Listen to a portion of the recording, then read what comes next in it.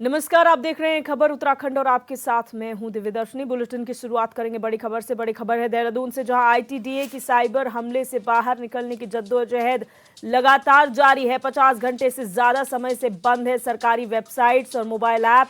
ITDA के साथ राज्य केंद्र की विशेषज्ञ टीमें बचाव में जुटी हुई हैं। आईटीडीए सभी वेबसाइट्स का ट्रायल रन आज शुरू करेगा। केंद्रीय एजेंसियां तलाशेंगी सेंध लगाने वालों को। ये बड़ी खबर आपको बता रहे हैं देहरादून से, जहां लगातार 50 घंटों से जद्दोजहद जो है वो साइबर हमले से बाहर निकलने की आईटीडीए कर रहा है। और 50 घंटे से ज़्यादा का वक्त हो चुका है और 50 घंटे से ज़्यादा सरकारी वेबसाइट्स और मोबाइल ऐप्स बंद पड़ी हैं। आईटीडीए के साथ राज्य और केंद्र की विशेषज्ञ टीमें बचाव में जुटी हुई हैं। आईटीडीए सभी वेबसाइट्स का ट्रायल रन आज से शुरू करेगा और केंद्रीय एजेंसियां सेंध लगाने वालों की तलाश करेगी।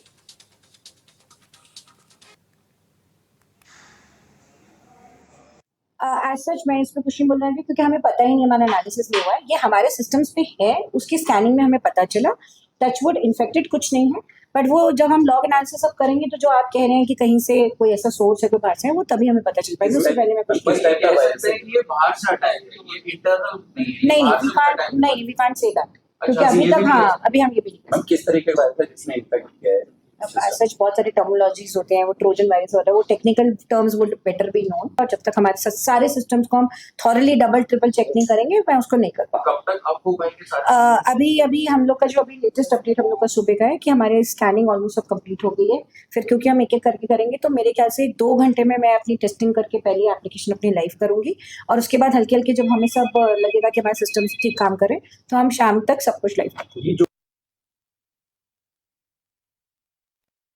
कि साइबर हमले से बाहर निकलने की जद्दोजहद तो पिछले 50 घंटे से ज़्यादा वक्त से चल रही है और सरकारी वेबसाइट्स और मोबाइल एप्लीकेशंस अभी भी बंद पड़ी हुई हैं। आईटीडीए के साथ राज्य और केंद्र की विशेषज्ञ टीमें जांच में जुटी हुई हैं और सभी वेबसाइट्स का ट्रायल रन आज शुरू होगा। आईटीडीए द्वारा इनका ट्रायल रन किया जाएगा। वहीं जिन्होंने सेंध लगाई है उनकी तलाश केंद्रीय एजेंसियां करेंगी। तो ये बड़ी सेंधमारी हुई है, साइबर अटैक हुआ है जिसका आईटीडीए समाधान खोजने का प्रयास कर रहा है। अधिकारियों का कहना है कि यहाँ पर थरो चेक के बाद तमाम वेबसाइट्स और मोबाइल एप्लीकेशन शुरू की जाएंगी। और हमारे संवाददाता अरुण सैनी हमारे साथ लाइव जुड़ चुके हैं। अरुण, यहाँ पर जो सेंधमारी हुई थी, बड़े स्तर पर ये सेंधमारी है, कितनी वेबसाइट्स और मोबाइल एप्लीकेशंस प्रभावित हुई हैं?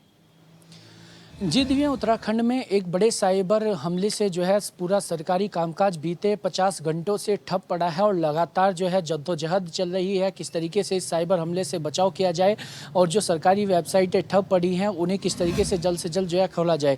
ऐसे में लगातार कार्य चल रहा है। प्रदेश की और केंद्रीय एजेंसी भी इसमें लगातार जुटी हुई है और अभी तक की अगर बात की जाए तो कई वेबसाइट्स को जो है वो सुचारू रूप से काम करने भी लगी हैं और अभी आज जो है सभी वेबसाइट्स का ट्रायल होना है और उसके बाद कल या परसों में जो है सभी वेबसाइट्स पुनः जो है वो सुचारू रूप से काम करने लगेगी। लेकिन बीते 50 घंटों की बात की जाए तो पूरा सरकारी सिस्टम लगभग आईटी पूरा ठप रहा है, चाहे वो स्वास्थ्य विभाग की हो। मरीजों को आयुष्मान कार्ड से इलाज लेने में काफ़ी दिक्कतों का सामना करना पड़ा। उसमें आयुष्मान योजना जो है वो भी ठप रही, उसमें भी कार्य नहीं हो पाई। इसी के साथ साथ जो भर्तियों की प्रक्रिया है वो भी ठप रही, उसमें भी कहीं कार्य नहीं हो पाए। नगर निगम में जन्म प्रमाण पत्र और मृत्यु प्रमाण पत्र की वेबसाइटें भी ठप रही, उसमें भी कई कार्य नहीं हो पाए।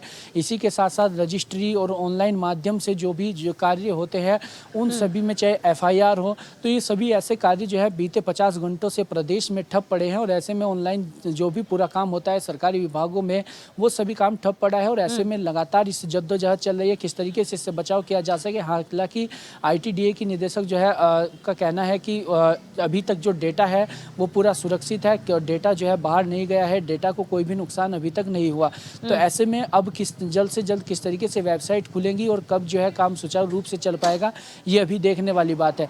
लेकिन इसमें सवाल सबसे बड़ा ये खड़ा होता है कि प्रदेश का IT सेल क्या इतना मजबूत नहीं है कि कोई भी साइबर ठग जो है इस पर हमला कर सकते हैं। ऐसे में जो गोपनीयता है, सरकार की जो गोपनीयता है और जो पूरे प्रदेश के सरकारी सिस्टम की जो गोपनीयता है, क्या इससे वो लीक नहीं होगी और आने वाले समय में इससे किस तरीके से बचाव किए जाएंगे, तो ये अपने आप में बड़े सवाल हैं। और जिस तरीके से साइबर ठगों ने हमला किया है सरकारी वेबसाइटों पर ही, तो ऐसे में एक बड़ा ही चिंताजनक विषय भी है। और जिस तरीके से आम आदमी के साथ भी लगातार साइबर ठग इस तरीके का अपराध कर रहे हैं, लगातार जो है लोगों को लूट रहे हैं, उनकी मोटी रकम जो है वसूल रहे हैं, तो ऐसे में सरकार आगे इसको लेकर क्या कुछ बचाव करती है और इसको लेकर किस तरीके से IT सेल को मजबूत करती है, यह भी देखने वाली बात होगी। लेकिन इस वक्त जिस तरीके से साइबर ठगों ने जो हमला किया है सरकारी वेबसाइटों पर, ये अपने आप में एक बड़ा विषय है और बड़ा ही चिंतनीय विषय भी है। आगे किस तरीके से जो है इस पर कार्य होता है और आगे सरकार अपना IT सेल को किस तरीके से मजबूत करती है ताकि इस तरीके के हमले जो है वो दोबारा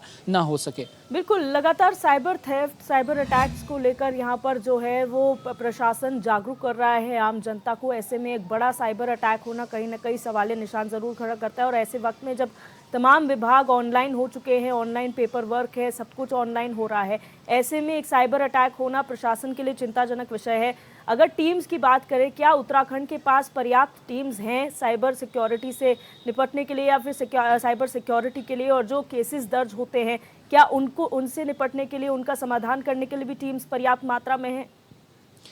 जी दिव्या, देखिए जिस तरीके से साइबर ठगों ने हमला किया है, ऐसे में कई सवाल जो है प्रशासन पर भी खड़े होते हैं और IT सेल पर खास तौर पर सबसे अधिक जो है सवाल खड़े होते हैं। किस तरीके से जो है साइबर ठगों ने जो हमला किया और सरकारी वेबसाइटें सभी बंद रही है, तो लेकिन अब आने वाले समय में इसको किस तरीके से मजबूत किया जाना चाहिए। हालांकि इसमें उत्तराखंड की जो एजेंसियाँ हैं वो भी कार्य कर रही हैं और केंद्रीय एजेंसियाँ भी जो है वो लगाई गई हैं। हालांकि अभी तक जो है जो केंद्रीय एजेंसी हैं वो ही जाँच करेगी कि आखिर किसने इस पर सेंध लगाई है, कौन से वो साइबर ठग है जिन्होंने इस तरीके का हमला साइबर ठगों ने किया है। तो ये तमाम चीज़ें अभी जांच होगी और केंद्रीय एजेंसी जो है इसका पूरा पता लगाएगी कि आखिर इसके पीछे कौन है, किसने इस तरीके की सेंध हमारी की है। तो ऐसे में लेकिन उत्तराखंड की अगर एजेंसियों की बात की जाए तो लगातार जो है कार्य भी कर रही हैं, लेकिन आने वाले समय में उत्तराखंड की एजेंसियों को अपना IT सेल और भी अधिक मजबूत करना होगा ताकि खुफिया तंत्र इतना मजबूत करना होगा कि आने वाले समय में इस तरीके की घटना की जो पुनरावृत्ति है वो दोबारा ना हो। लेकिन जिस तरीके से अभी ये हुआ है, ऐसे में गोपनीयता पर भी काफ़ी बड़े सवाल हैं कि आखिर जो लोगों की गोपनीयता, क्योंकि आजकल सभी डिजिटल हो रहा है, ऑनलाइन फॉर्म भरे जा रहे हैं, सभी विभागों में ऑनलाइन कामकाज सबसे अधिक हो रहे हैं। तो ऐसे में आने वाले समय में इसको लेकर क्या कुछ सुरक्षा बरती जाती है और सुरक्षा के कड़े इंतजाम क्या कुछ किए जाते हैं, IT सेल को और अधिक किस तरीके से मजबूत किया जाता है, ये आने वाले समय में देखने वाली बात होगी। लेकिन फिलहाल जो है जो 90 वेबसाइटें अभी भी बंद है, उन्हें खोलने का प्रयास लगातार किया जा रहा है और जो साइबर ठगों ने हमला किया है उनके पास खुफिया जानकारी ना पहुंचे और डेटा सुरक्षित रहे, इसका पूरा प्रयास किया जा रहा है। और अभी तक की जो बात की जाए तो अभी तक प्रशासन का कहना है कि अभी जो डेटा है वो पूरा डेटा सुरक्षित है, कोई भी डेटा अभी तक लीक नहीं हुआ। तो ऐसे में अब के एजेंसियां आगे किस तरीके से काम करती है और साइबर ठगों ने जो हमला किया है उन तक कब तक पहुँच पाती है, ये अपने आप में देखने वाली बात होगी। जी, बहुत शुक्रिया अरुण हमारे साथ जुड़ने के लिए और तमाम जानकारी साझा करने के लिए।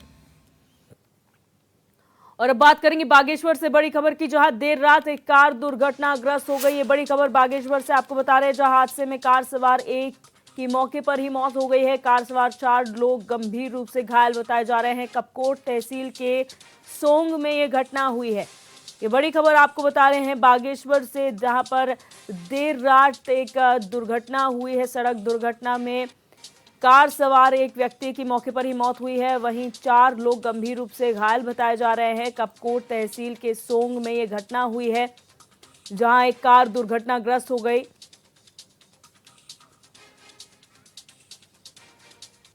और हरीश नगरकोटी हमारे संवाददाता हमारे साथ फोन लाइन पर जुड़ चुके हैं। हरीश, क्या जानकारी है घटना के बारे में? दिव्या, देर रात्रि स्कॉर्पियो वाहन DL 3CA S 3293 song motor मार्ग पर सोंग में दुर्घटनाग्रस्त हो गई जी। वाहन में कुल 5 लोग सवार बताए जा रहे हैं। वाहन में सवार कपकोट निवासी 32 वर्षीय कुशल कपकोटी की घटनास्थल पर ही मौत हो गई, जबकि वाहन में सवार योगेश गोस्वामी निवासी माछखेत को मामूली चोट आई है, जबकि दुर्घटना में घायल रिंकू खेतवाल, प्रकाश देव व बन्नी बगरी को इलाज के लिए कपकोट अस्पताल में लाया गया। घटना की जानकारी मिलते ही पुलिस घटना स्थल पर पहुंची और घायलों का रेस्क्यू कर उन्हें कपकोट हॉस्पिटल में लाया गया है, जिनका वहां प्राथमिक उपचार किया गया है। घटना होने के कारणों का अभी पता नहीं चल पाया। जी दिव्या। जी, बहुत शुक्रिया हरीश जानकारी के लिए।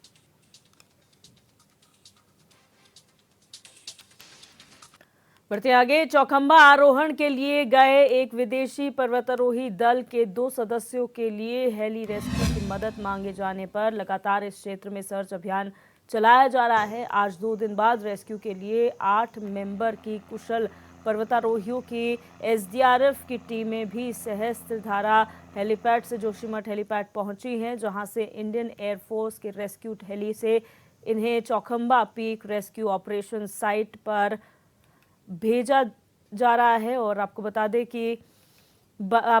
ये इस चौखंबा 3 पीक पर आरोहण के लिए गए एक अमेरिकन और एक यूके की महिला पर्वतारोही ने करीब 6100 मीटर की ऊंचाई से अपने दूतावास संपर्क कर हेली रेस्क्यू ऑपरेशन की मदद मांगी थी, जिसके बाद से चमोली जिला प्रशासन अलर्ट मोड पर आ गया है। कल शुक्रवार को आईएएफ के हेली से सर्च अभियान चलाया गया, लेकिन दोनों पर्वतारोहियों से किसी भी तरह का संपर्क नहीं हो सका, जिसके चलते अब एनडीआरएफ और एसडीआरएफ से भी रेस्क्यू की मदद मांगी गई है।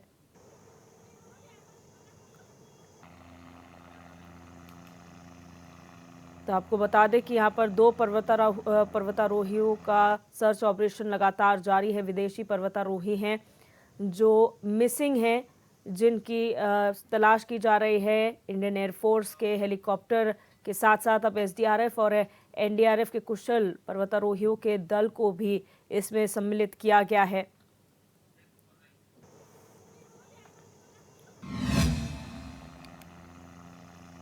और संजय कुमार हमारे संवाददाता हमारे साथ जुड़ चुके हैं। संजय, जानकारी चाहेंगे, क्या अपडेट इस मामले में है? जो रेस्क्यू टीमें लगी हुई हैं, क्या कुछ उनको हाथ लगा है अभी तक?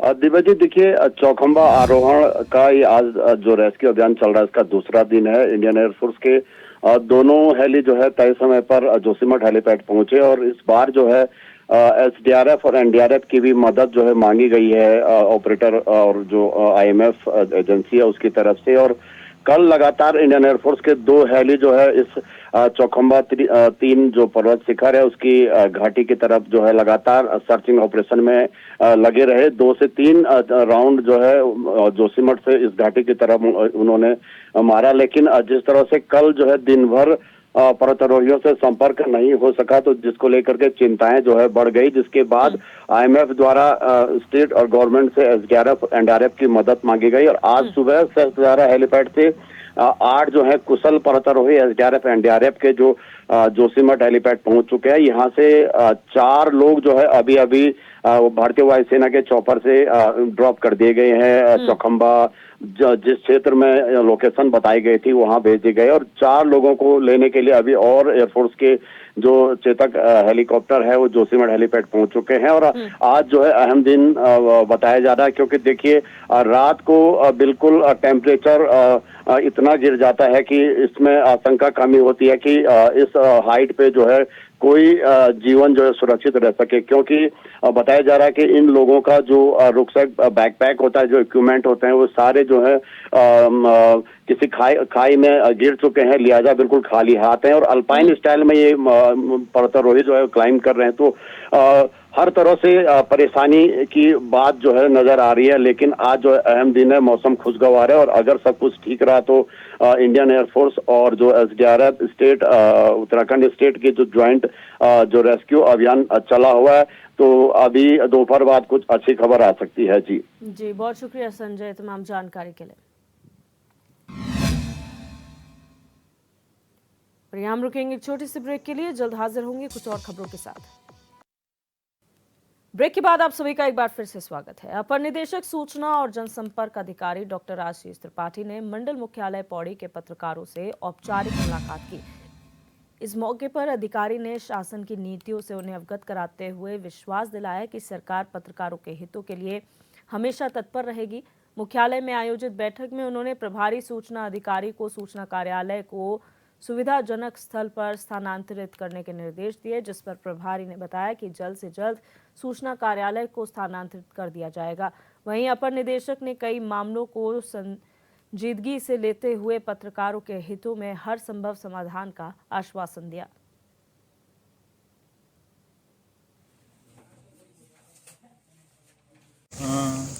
माननीय मुख्यमंत्री जी की अपेक्षा थी कि सूचना विभाग के अधिकारी जिलों में जाए और जिलों का भ्रमण करें, जिलों की मीडिया से मिले, मीडिया के संबंध में क्या दिक्कतें आ रही है उसका फीडबैक लें। इस क्रम में मैं आज पौड़ी आया, अपने जिला सूचना कार्यालय का निरीक्षण किया। कार्यालय की स्थिति ऐसी है कि उसको दूसरी जगह ट्रांसफर करने की जरूरत है। इस संदर्भ में डीआईओ को निर्देशित किया कि आवश्यक कार्रवाई कर लें और जो जिले की मीडिया है उसके साथ हमारी भेंट हुई और उन्हें बातचीत रखा और सरकार की योजनाओं के बारे में उनको जानकारी दी। पौड़ी के निवर्तमान पालिका अध्यक्ष ने व्यापार सभा शपथ ग्रहण समारोह के दौरान दिए गए अपने बयान पर सफाई दी है। उन्होंने कहा कि वो शहर में लोगों के सुख दुख में शरीक होते हैं, ऐसे में उनके बयान को तोड़ मरोड़ कर पेश किया जा रहा है। उन्होंने कहा कि उनके द्वारा हास्य के तौर पर एक बात को मंच से रखा गया था। बताया गया कि जिस दौरान उनके द्वारा अपना संबोधन दिया गया उस दौरान पूरी जनता उनके बयानों पर ताली बजा रही थी। अगर किसी को आपत्ति होती तो वो बयान के बाद उनसे कह सकता था, लेकिन ऐसा नहीं हुआ, जिससे साफ है कि उनके द्वारा कोई भी गलत बयानबाजी नहीं की गई है। वहीं मामले में व्यापार सभा के अध्यक्ष विनय शर्मा ने कहा कि व्यापार सभा के मंच पर कोई भी राजनीतिक बयानबाजी नहीं होनी चाहिए थी। भी अगर हमने उनको मंच पे बुलाया तो किसी को ये पता नहीं होता कि आने क्या बयान देंगे, लेकिन हमने अपने ग्रुप में भी व्यापार सभा की तरफ से भी अगर किसी की व्यक्ति विशेष को कहीं से ठेस पहुंची हो तो उसको खेद प्रकट किया है कि अगर व्यापार सभा का कोई मंतव्य नहीं है किसी को भी इसके मन को ठेस पहुंचाना, तो उसकी तो हम आलोचना करते ही है।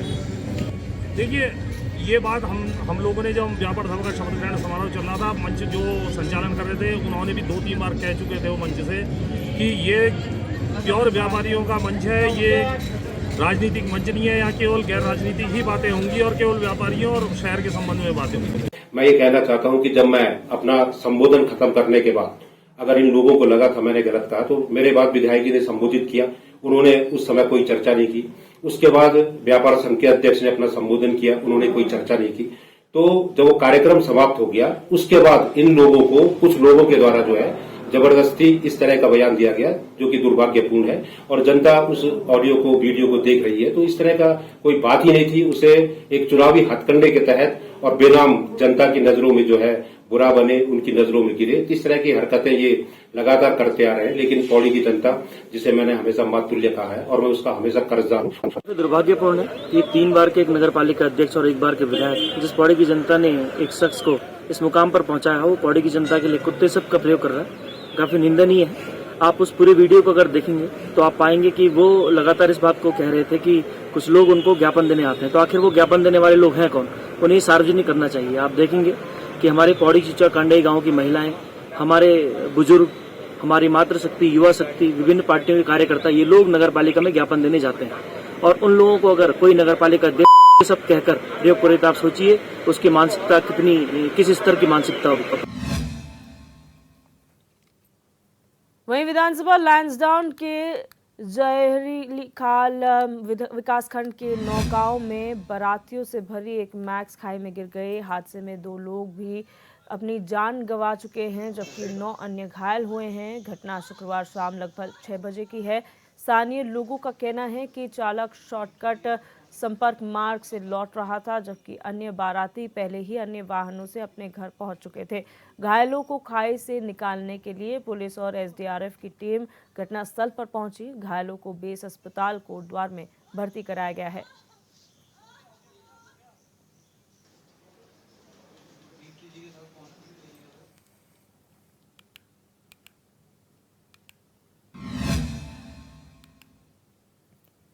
अपर सचिव लोक निर्माण विभाग धीरज सिंह गर्ब्याल ने लोक निर्माण विभाग के मुख्य अभियंता को पौड़ी में सड़कों पर हुए गड्ढों में पैच भरने के निर्देश दिए थे। सरकार की तरफ से जारी निविदाओं का अब ठेकेदार बहिष्कार कर रहे हैं। ऐसे में अब सरकार के आगे सड़कों के सुधारीकरण को लेकर चुनौती खड़ी हो गई है। वहीं अब ठेकेदारों ने हिमालयन संविदाकार ठेकेदार समिति के बैनर तले अनिश्चितकालीन धरना प्रदर्शन शुरू कर दिया है। ठेकेदार संघ के अध्यक्ष ने नाराजगी जाहिर करते हुए कहा कि बड़े कामों के लिए सरकार प्रदेश से बाहर के ठेकेदारों को आमंत्रित कर रही है, जिसका सभी विरोध जता रहे हैं।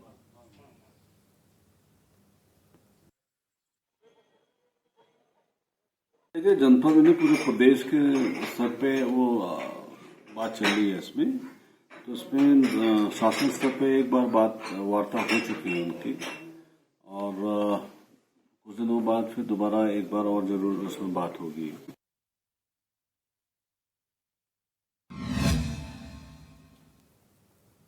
और इसी के साथ खबर उत्तराखंड में बस इतना ही। आप देखते रहिए HNN 24/7, जुनून सच दिखाने का।